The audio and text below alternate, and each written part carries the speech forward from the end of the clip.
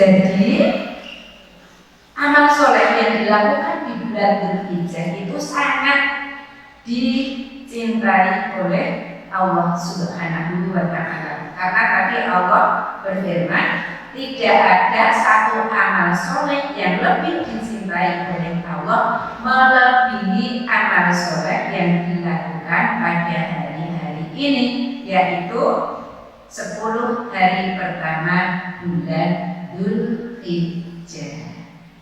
Jadi mulai besok kita sudah memasuki tanggal 1 bulan Dzulhijjah.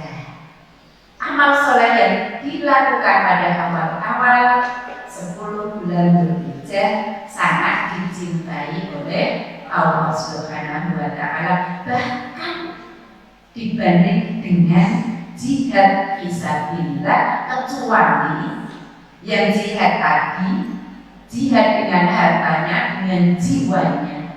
Jadi tidak hanya badannya saja, ya harta, ya jiwanya, dan tidak kembali sedikit pun, berarti gugur di jalan Allah. Itu tadi, kecuali itu.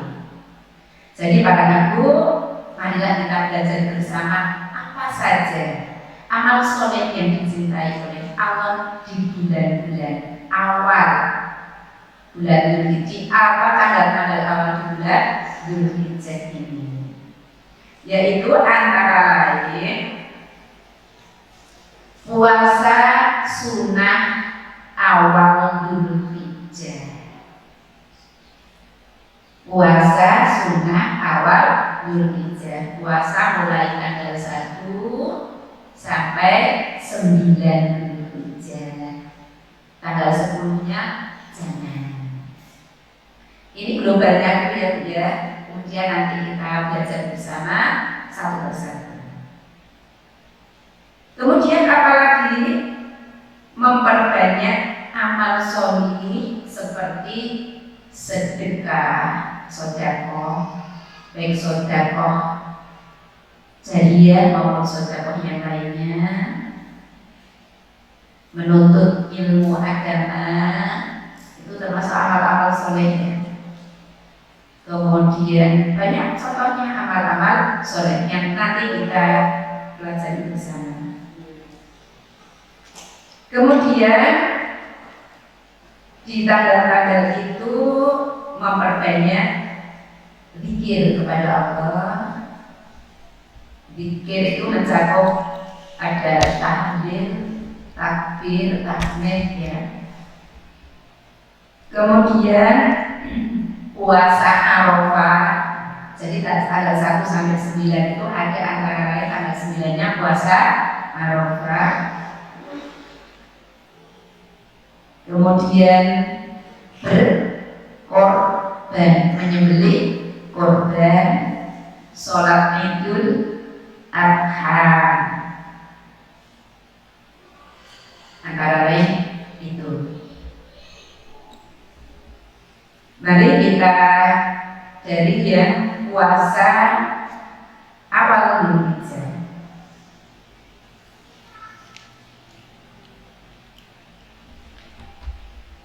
Ada hadis Rasulullah Shallallahu Alaihi Wasallam. Beberapa istri Nabi Shallallahu Alaihi Wasallam mengatakan, karena Rasulullah Shallallahu Alaihi Wasallam yasumu tis'an Dzulhijjah wa yaumul Asyura wa thalathata ayyamin min kulli shahrin awwal itsnaini minas syahri wal khamis. Rasulullah Shallallahu Alaihi Wasallam biasa berpuasa pada 9 hari awal Dzulhijjah, pada hari Asyura tanggal 10 Muharram, dan puasa 3 hari setiap bulannya, serta awal hari Senin dan hari Kamis setiap bulannya. Itu tentang puasa di awal bulan Dzulhijjah. Di antara sahabat yang mempraktekkan puasa selama 9 hari di awal Dzulhijjah adalah Ibnu Umar. Dan para ibu, bagaimana kalau kita ibu-ibu monggo silakan yang mau puasa dari besok pagi sampai tanggal 9 ada dasarnya.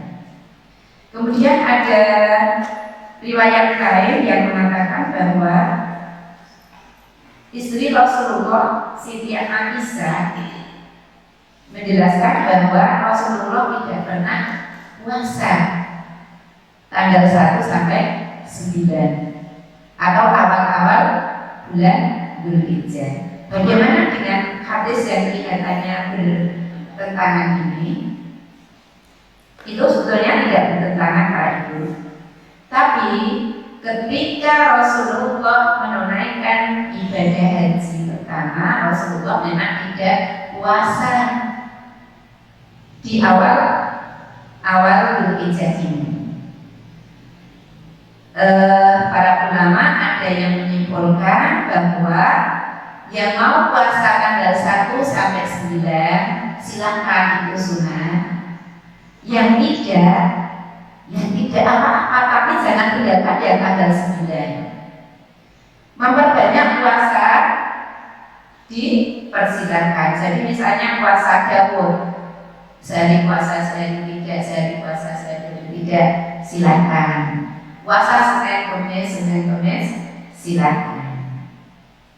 Jadi para ibu monggo yang tidak mengerjakan puasa tanggal 1 sampai tanggal 8, hendaklah kita mulai sekarang mempunyai niat yang kuat untuk bisa melaksanakan puasa Arafah. Ini dalilnya tentang puasa Arafah.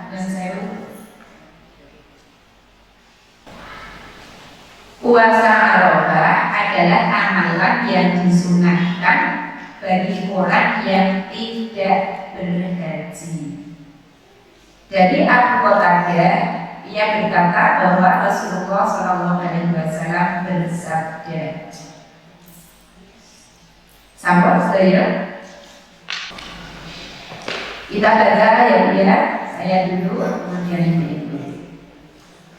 Siyamu yaumi Arafah, monggo. Siyamu yaumi Arafah ahfasibu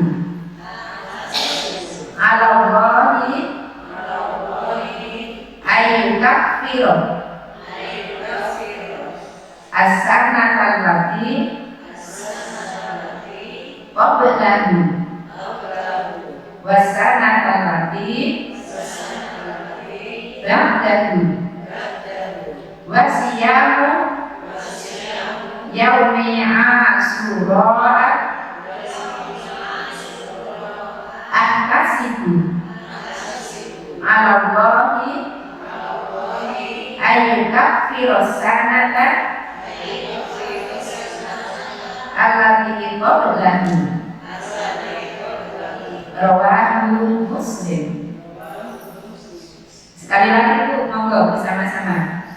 Siyamu yaumi Arafah ahfasibu ala Allahi ayyukaffiru as-sanata allati qablahu was-sanata allati ba'dahu wa siyamu yaumi Asyura ahfasibu ala Allahi ayyukaffiru as-sanata allati qablahu. Rawahu Muslim. Puasa Arafah tanggal 9 Dzulhijjah, saya berharap kepada Allah dapat menghapuskan dosa setahun yang lalu dan setahun yang akan datang. Puasa Asyura 10 Muharram, saya berharap kepada Allah akan menghapuskan dosa setahun yang lalu. Hadis riwayat Muslim. Para ibu, itu ada nanti ditambah sendiri ya, yang setelah 9 Dzulhijjah itu ada tambahan saya berharap kepada Allah. Maksudnya Rasulullah berharap kepada Allah agar bisa menghapus dosa setahun yang lalu dan setahun yang akan datang. Sungguh dahsyat itu. Begitu murahnya Allah kepada kita umat Nabi Muhammad Sallallahu Alaihi Wasallam. Puasa Arafah yang dikerjakan dengan ikhlas lillahi ta'ala dapat menghapus dosa setahun yang lalu dan setahun yang akan datang apabila puasa kita diterima. Kalau begini itu tanda-tanda puasa diterima atau tidak? Sudah puasa tanggal 9 Dzulhijjah. Setelah puasa kan mempunyai keyakinan, aku harus puasa. Berarti dosaku setahun yang lalu sudah diampuni oleh Allah, dosaku setahun yang akan datang akan diampuni oleh Allah. Berarti aku sekarang ngerasani tanggaku ora dosa, ngelak-elak tanggaku ora dosa, ngune-ngune bojoku ora dosa, sholatku dandek yo ora dosa. Kira-kira puasanya diterima oleh Allah tidak kalau ada orang yang punya tanda-tanda seperti itu? Ya tentunya kalau puasa diterima maka ibadahnya akan meningkat. Karena puasa sudah terbiasa menahan diri dari makan, minum dan segala hal yang membatalkan puasa dan segala hal yang menghilangkan atau mengurangi pahala puasa. Karena sudah dilatih, apalagi melatihnya tidak hanya sehari. Karena bulan Ramadan belum lama kita lalu. Bulan Ramadan itu bulan keberapa? Bulan ke? Oh iya, bulan ke-9. Bulan ke-9 kita sudah sebulan puasa. Baru kita melalui bulan Syawal dan Dzulqa'dah. Baru dilalui 2 bulan. Berarti kan masih tingkatan hasil dari puasa kan masih tinggi. Nah, kita tambah lagi puasa di Arafah. Tentang puasa Arafah begitu besar pahalanya di sisi Allah dan tentunya dicintai oleh Allah Subhanahu wa Ta'ala. Karena cintanya kepada kita beramal di awal-awal bulan Dzulhijjah, maka Allah berkenan mengampuni dosa kita setahun yang lalu dan setahun yang akan datang. Jadi para ibu, hutang Ramadan sampun lunas doyo. Sampun, alhamdulillah sudah lunas semua.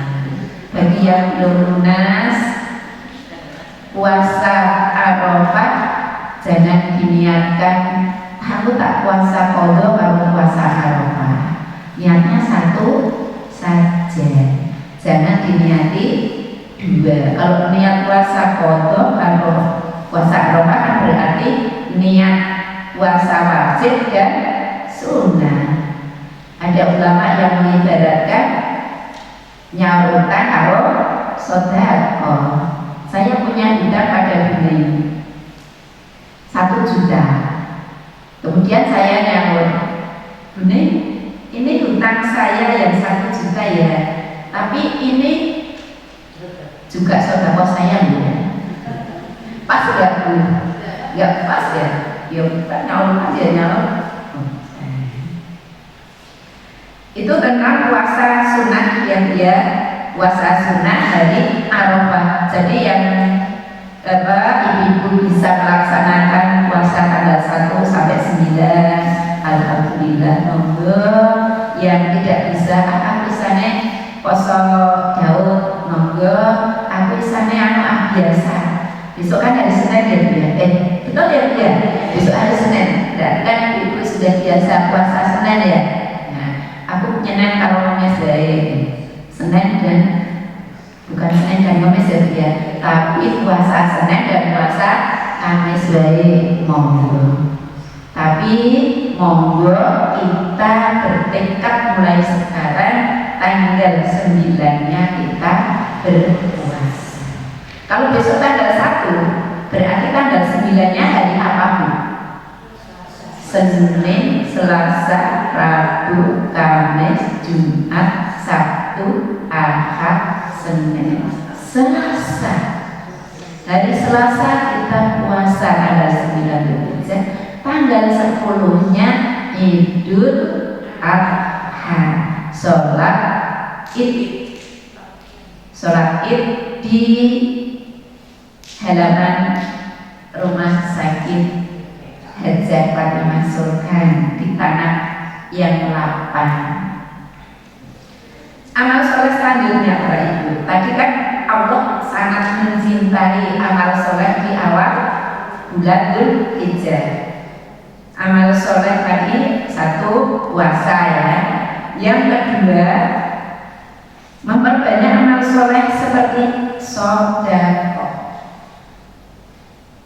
Jadi di awal-awal bulan Dzulhijjah ini kita jadikan sebagai momentum untuk meningkatkan kualitas diri kita, mendekatkan diri kepada Allah dan meningkatkan amal sholih, mendekatkan diri kepada masyarakat dengan amal-amal yang baik atau amal sholih.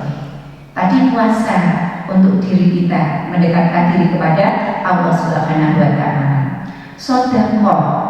Sedekah itu juga dalam rangka mendekatkan diri kita kepada Allah, juga mendekatkan diri kita kepada tetangga, kepada makhluk Allah Subhanahu wa Ta'ala. Hubungan hablum minan nas serasi, tidak timpang, tidak ada jurang pemisah antara yang kaya dengan yang miskin. Sedekah manfaatnya banyak ya Bu ya. Apa Bu antara lain Bu? Manfaat dari sedekah, selain kita mendapat pahala, terhindar dari bala atau bencana. Pernah nggak ibu mengalami hal seperti itu? Pernah ya? Kalau belum pernah mungkin ya sakjane wis tahu tapi ora rasa juga bisa. Atau pernah membaca hal-hal yang sangat menarik tentang sedekah, manfaat dari sedekah.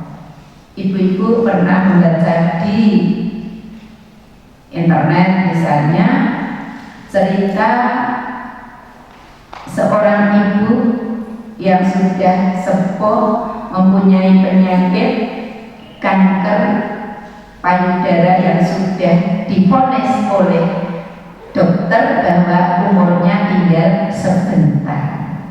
Itu cerita di tanah Arab ya dia.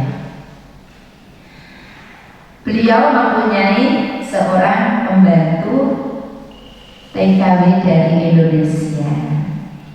Dia sayang kepada pembantunya, tapi ibu yang punya pembantu tadi heran kepada pembantunya karena setiap masuk kamar mandi lama banget gak keluar-keluar.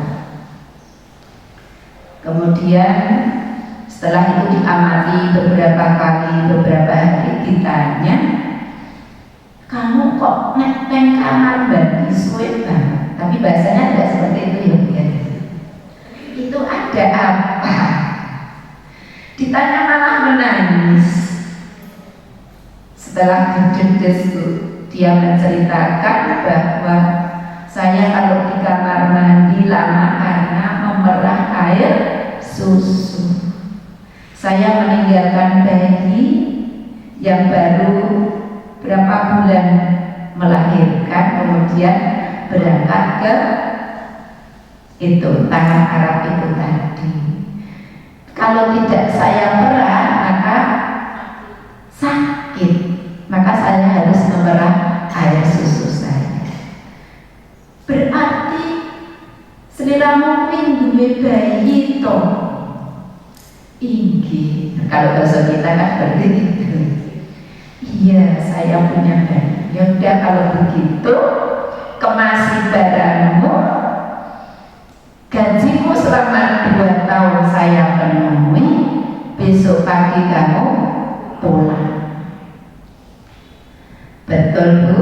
Kemudian dengan ikhlas membayar 2 tahun penuh, walaupun bekerjanya baru beberapa hari.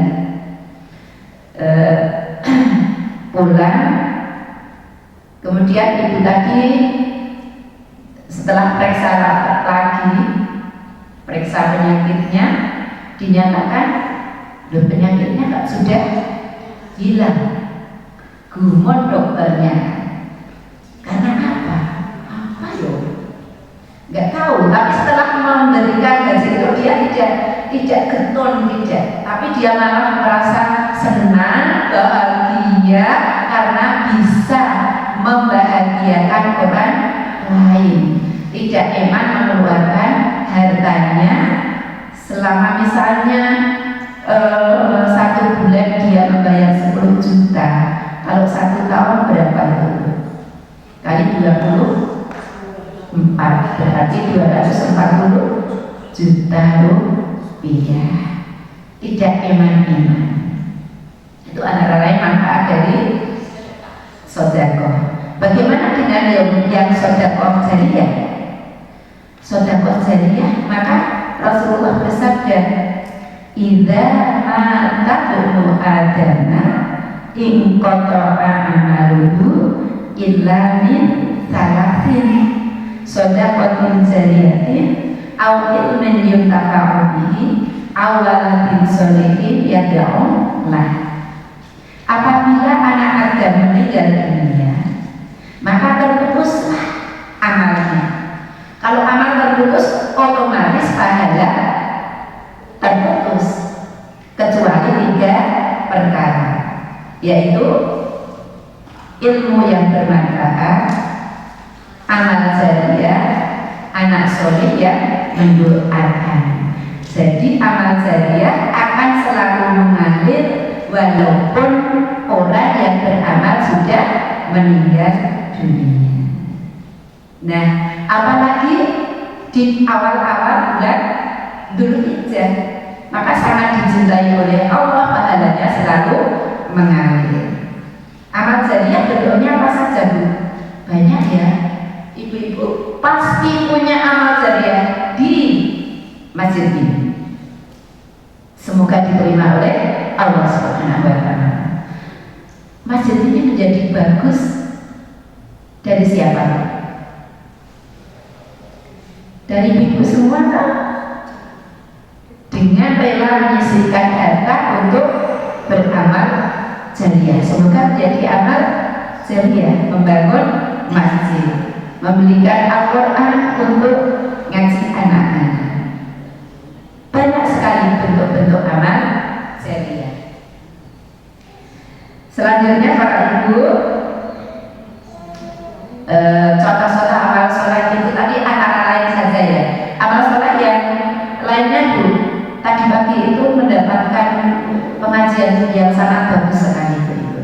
Jadi monggo ibu-ibu kalau akan pagi silahkan hadir di Masjid Darussalam. Pasti tambah ilmu, tambah teman, pasti. Walaupun ibu-ibu tidak kemana-mana itu juga tambah Bu. Tambah apa Bu? Tambah keriputnya. Betul gak ya Bu ya? Saya itu Bu, karena makin hari makin bertambah hitungan usia, tapi jatah usia berkurang. Pelajarannya begini, ternyata kita menghormati suami itu juga termasuk amal soleh. Suami bisa jatuh namanya itu karena mungkin dari kita istri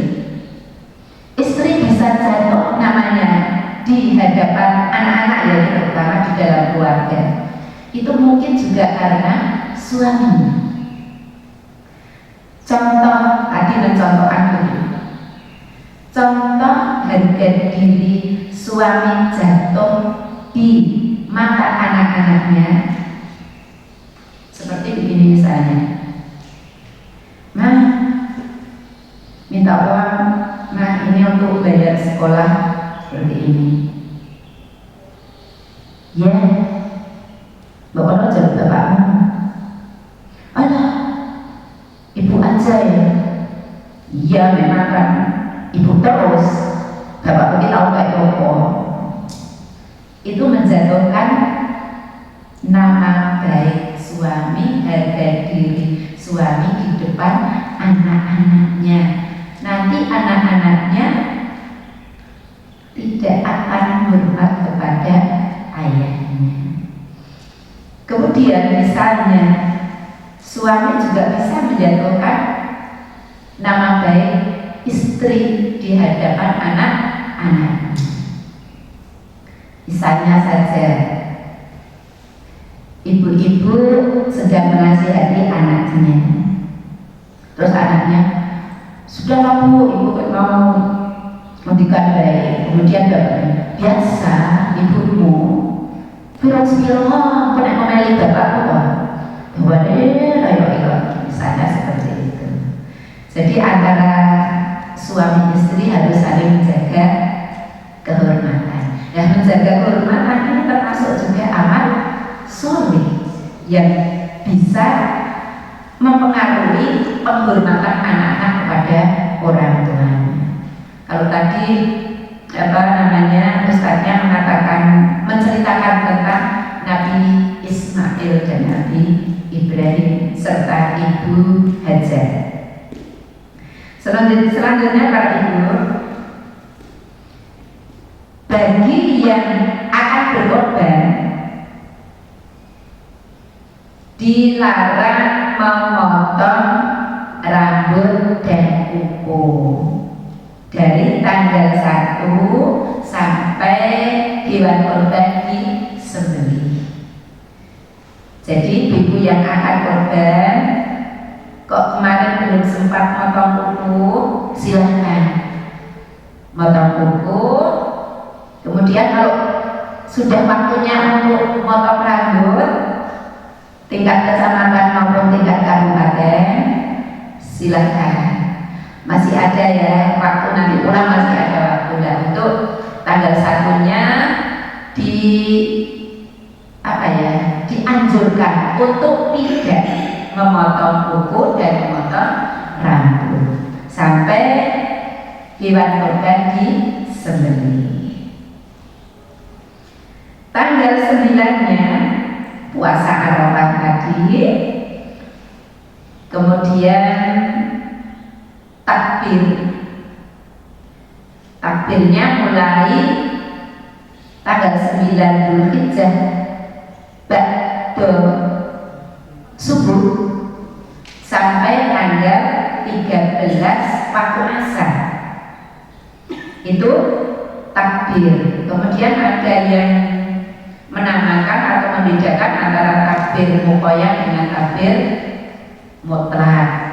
Lafalnya sama bu, takbir ya. Allahu Akbar, Allahu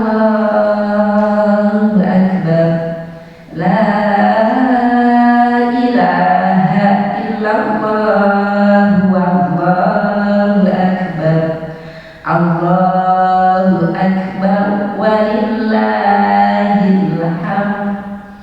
Tidak Allah, Allahu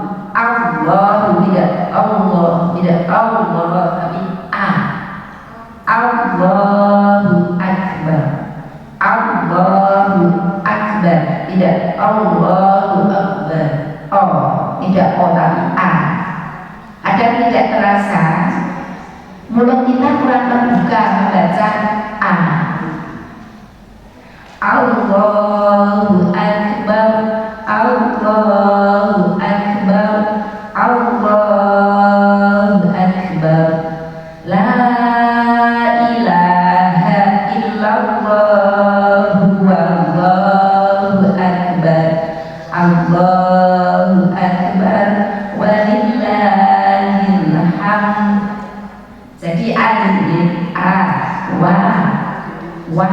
Allah. Jadi tanggal 9 Dzulhijjah hari subuh kita sudah mulai takbir. Bagi wanita dengan suara lirih saja. Jadi ibu setelah sholat subuh kemudian takbir. Dan ini ada dua versi. Ada yang menyarankan zikir sih baru takbir. Ada menyarankan setelah salam takbir dulu baru zikir. Kemudian ada yang lebih jelas. Kalau takbir muqayyad yang tadi selesai sholat, baik sholat fardu maupun sholat sunnah, sholat fardu, sholat sunnah, itu takbirnya waktu tanggal 9 sampai 13 itu ya, setelah salam kemudian takbir baru zikir. Wallahu a'lam bishawab. Tapi kita tidak boleh menyalahkan kok zikir sih terus takbir. Wallahu a'lam bishawab. Itu tadi memperbanyak takbir. Kemudian pada tanggal 9 Dzulhijjah hari Arafah, semua jamaah haji yang sedang melaksanakan ibadah haji berkumpul tumplek-blek di padang Arafah. Jumlahnya tahun ini berapa juta ya? Saya kurang tahu. Tapi pasti lebih dari 2 juta. Di sana mereka harus berkumpul di Arafah. Bahkan yang sakit pun harus dibawa ke Arafah.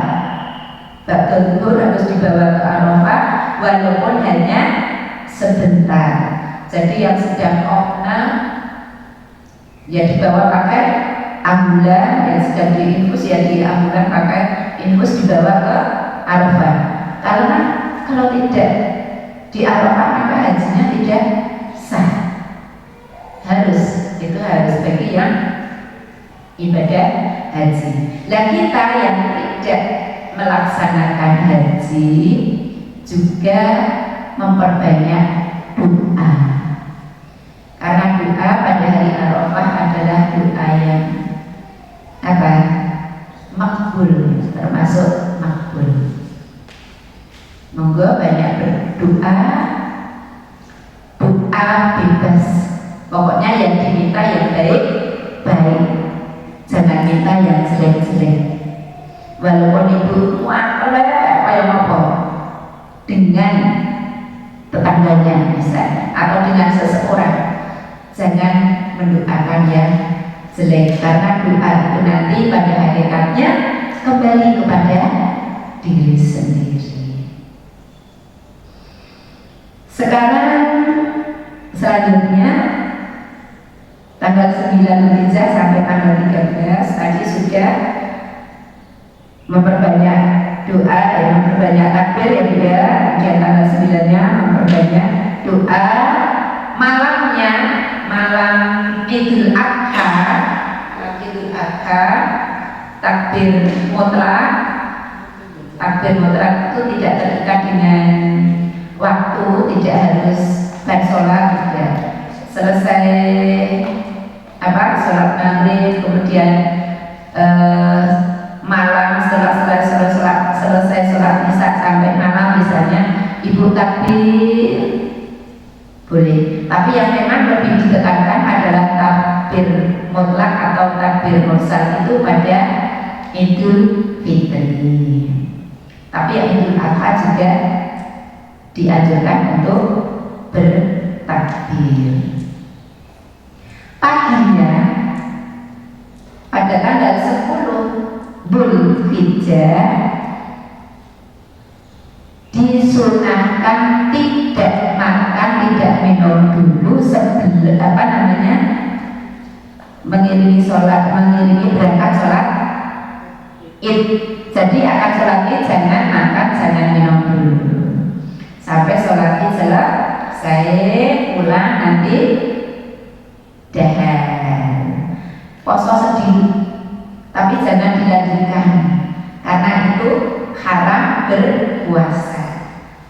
Sebab hari raya Idul Adha itu tanggal 10-nya. Jadi mau berangkat, pilih pakaian yang bagus, yang tidak harus baru ya, sepertinya yang baru, pakaian yang bagus, pakaian yang bersih, pakaian yang rapi. Kalau bisa usahakan berangkatnya dan pulangnya lewat jalan yang berbeda. Kalau nggak bisa, apa boleh buat berangkatnya dari sini, pulangnya lewat sini, misalnya begitu. Kemudian tanggal 10 itu setelah sholat Idul Adha selesai, maka dilanjutkan dengan penyembelihan kurban.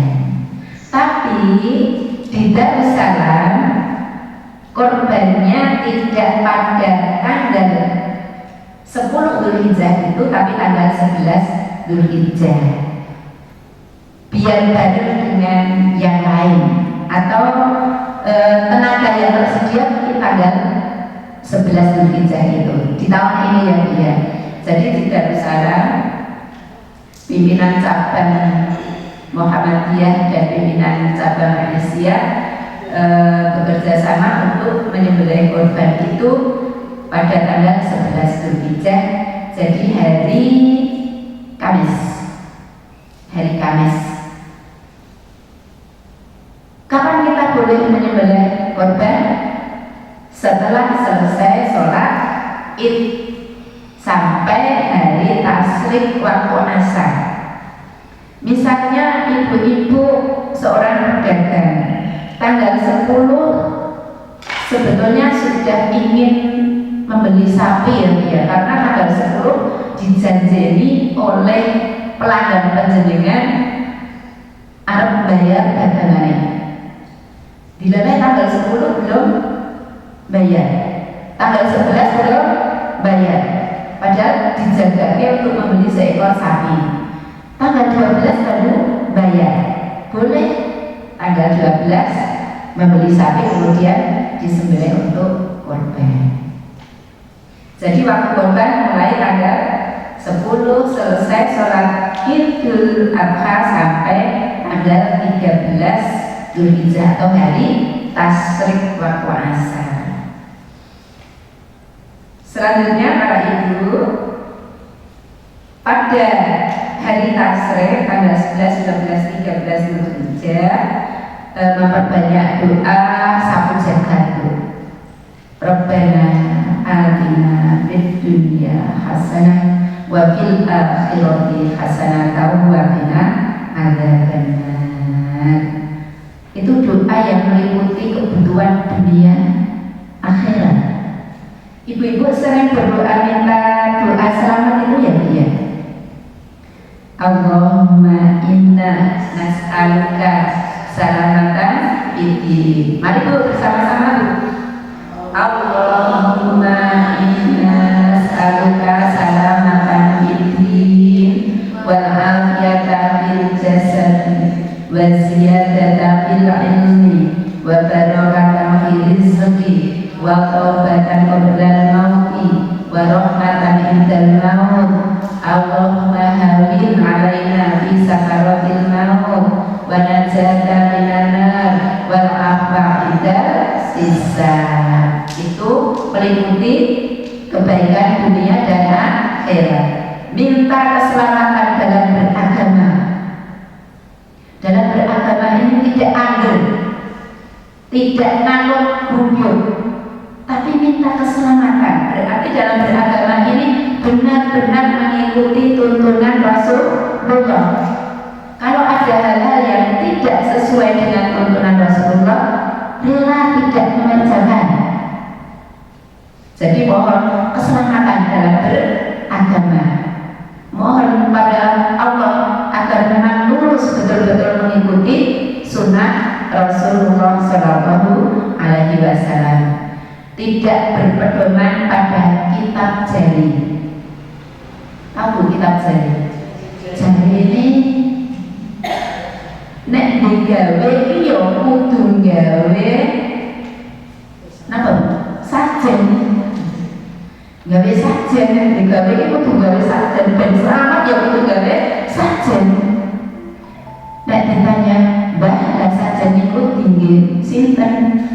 Ya tinggal sing bau reksa. Lah sing bau reksa niku sinten? Cak cilik takon wae.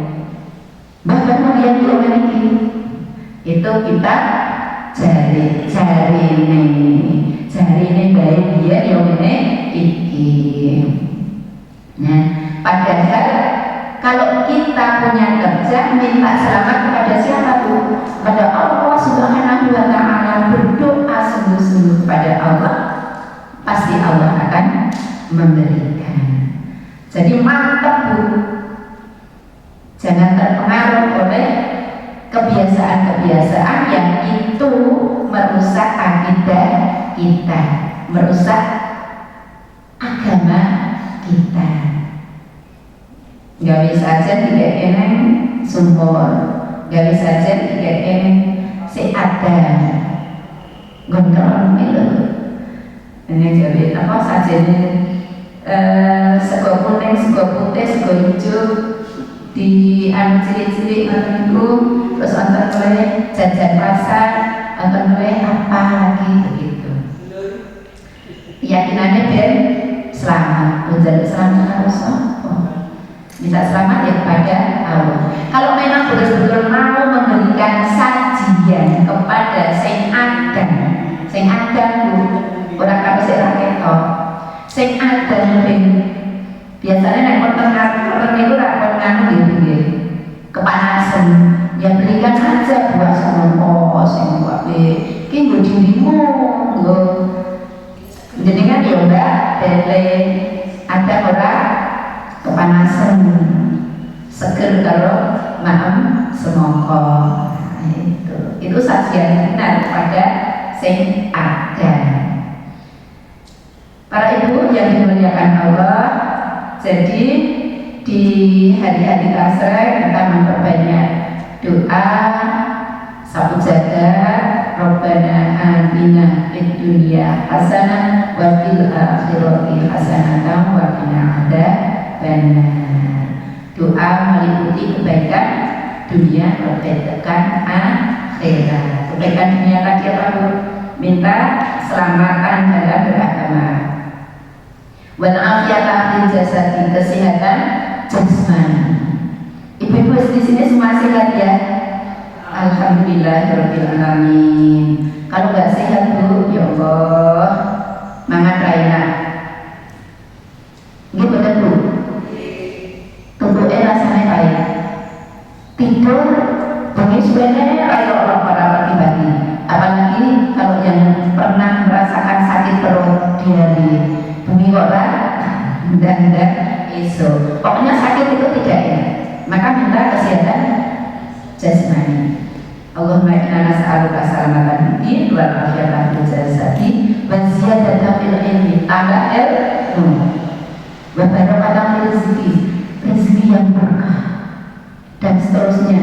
Nanti ibu-ibu buka sendiri karena waktunya sudah pukul 17:08.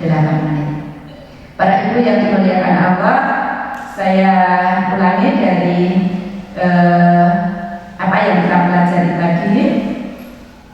Rincian amalan di awal Dzulhijjah tanggal 1 sampai 9 Dzulhijjah adalah puasa sunat tadi di awal Dzulhijjah, tanggal 9-nya puasa Arafah, kemudian perbanyak amal soleh antara lain sedekah, kemudian dilarang jangan potong kuku dulu dan jangan potong rambut dulu tanggal 1 sampai hewan kurban disembelih. Tanggal 9-nya perbanyak doa karena sebaik-baik doa adalah pada hari Arafah. Perbanyak takbir mukoyah tanggal 9 sampai tanggal 13. Kita wanita membacanya dengan suara yang lirik. Kemudian tanggal 10-nya sholat Idul Adha, menyembelih kurban. Tidak boleh puasa tanggal 10, 11, 12, 13, 4 hari tidak boleh berpuasa. Dan pada tanggal 11, 12, 13 berbanyak doa sapu jagat. Para ibu, itu yang bisa kita pelajari bersama. Mudah-mudahan ada manfaatnya. Apabila ada kata-kata saya yang kurang berkenan di hati para ibu, saya mohon maaf yang sebesar-besarnya. Apabila ada yang kurang pas, saya mohon masukan dari ibu agar kedepannya lebih baik lagi. Wabillahi taufiq wal hidayah. Assalamualaikum